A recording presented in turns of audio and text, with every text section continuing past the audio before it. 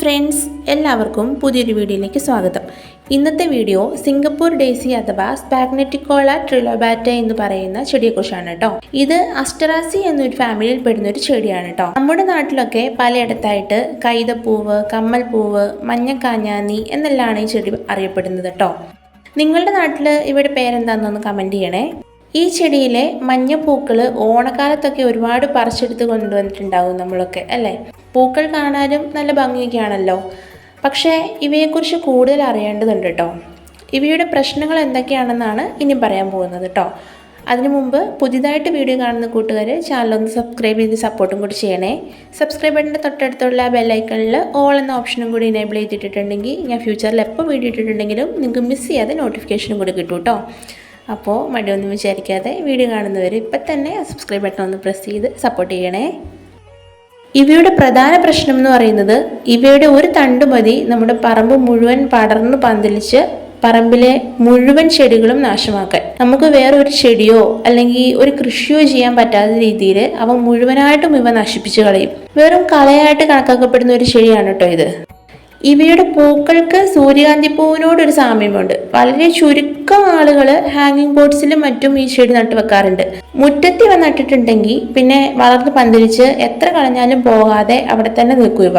ഈ പൂക്കളുടെ ഭംഗി കാരണം കുറച്ചു പേരെങ്കിലും ഇവ മുറ്റത്ത് തന്നെ നിൽക്കട്ടെ എന്നൊക്കെ വിചാരിക്കും. പക്ഷേ ആ ഒരു കാര്യം കൊണ്ട് തന്നെ മറ്റ് വീട്ടിൽ വെച്ചിരിക്കുന്ന ബാക്കി ചെടികളെല്ലാം തന്നെ പൂർണ്ണമായിട്ട് നശിച്ചു പോവുകയാണ് ചെയ്യാറ്. ഇവ മുഴുവനായിട്ടും വളർന്ന് പന്തലിച്ച് അവയെല്ലാം ഇല്ലാതാക്കും കേട്ടോ. അതുപോലെ എടുത്തു പറയേണ്ട ഒരു കാര്യം എന്താണെന്ന് വെച്ചാൽ ഈ ചെടിയോട് സാമ്യമുള്ള മറ്റൊരു ചെടിയുണ്ട് കേട്ടോ. അവ ഇതുപോലെ പടർന്ന് പന്തലിക്കാതെ ചെടിച്ചട്ടിയിലൊക്കെ ഒതുങ്ങി നിൽക്കുന്ന ഒരു ഇനമാണ് കേട്ടോ. ഇവയെ നശിപ്പിക്കാനും നല്ല ബുദ്ധിമുട്ടാണ് കേട്ടോ. അതുകൊണ്ട് തന്നെ ഇതിനൊരു വേസ്റ്റ് ഇൻവേസീവ് സ്പീഷീസിൽ കണക്കാക്കപ്പെടുന്ന ഒരു ചെടിയാണ് കേട്ടോ. ഇവയുടെ ഇലകളെക്കുറിച്ച് പറയുകയാണെങ്കിൽ ഗ്ലോസി ഗ്രീൻ കളറിലാണ് ഈ ഇലകൾ കാണപ്പെടുന്നത്. ഈ ഇലകളുടെ ഒരു പ്രശ്നം എന്താണെന്ന് വെച്ചാൽ മുറിവുള്ള ഭാഗങ്ങളിലൊക്കെ ഈ ഇല കൊണ്ടിട്ടുണ്ടെങ്കിൽ ചൊറിച്ചിലുണ്ടാകാൻ സാധ്യതയുണ്ട്. അതുപോലെ അത് വ്രണമാകാനും മുറിവ് വലുതാകാനും ഒക്കെ ഇത് കാരണമായേക്കാം കേട്ടോ. പിന്നെ ഇവയുടെ ഒരു പ്രശ്നം എന്താണെന്ന് വെച്ചാൽ പശു, ആട് എന്നിവയൊക്കെ ഒരളവിൽ കൂടുതൽ ഇവ കഴിച്ചാൽ അതൊരു വിഷമമായി കാണാറുണ്ട് കേട്ടോ. ഇതുപോലെ പടർന്ന് പന്തലിച്ച് കിടക്കുന്ന ഈ ചെടികൾക്കിടയിൽ ഇഴജന്തുക്കൾ സ്ഥിരമായിട്ട് കാണപ്പെടാറുണ്ട്. അതുകൊണ്ട് തന്നെ കുട്ടികളെ അവയ്ക്കിടയിലേക്കും പൂക്കൾ പറിക്കാനോ ഒന്നിനും ഇറക്കി വിടരുത്, ശ്രദ്ധിക്കണം. അപ്പോൾ ഇത്രയേ ഉള്ളൂ ഇന്നത്തെ വീഡിയോ. ഇവയുടെ ഇലകൾ ശ്രദ്ധിക്കുക, ചെടി ശ്രദ്ധിക്കുക. അപ്പോൾ നമ്മൾ അതിലോട്ട് ഇറങ്ങുമ്പോഴും ശ്രദ്ധിക്കുക. കാലിൽ മുറിവുണ്ടെങ്കിൽ ഇവ പ്രശ്നമാവും.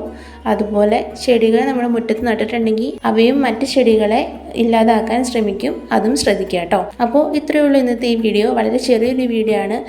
ഈ പൂക്കളുമായിട്ട് ഇടപഴകുമ്പോൾ അല്ലെങ്കിൽ ഈ പൂക്കൾ നമ്മുടെയൊക്കെ ചുറ്റുവട്ടത്തുണ്ടെങ്കിൽ ഈ കാര്യങ്ങളൊക്കെ ഒന്ന് അറിഞ്ഞിരിക്കുക. അപ്പോൾ വീഡിയോ ഇഷ്ടപ്പെട്ടിട്ടുണ്ടെങ്കിൽ ലൈക്ക് ചെയ്യാനും കമൻറ്റ് ചെയ്യാനും ഷെയർ ചെയ്യാനും മറക്കരുത് കേട്ടോ. പുതിയൊരു വീഡിയോ ആയിട്ട് നമുക്ക് വീണ്ടും കാണാം. ബൈ.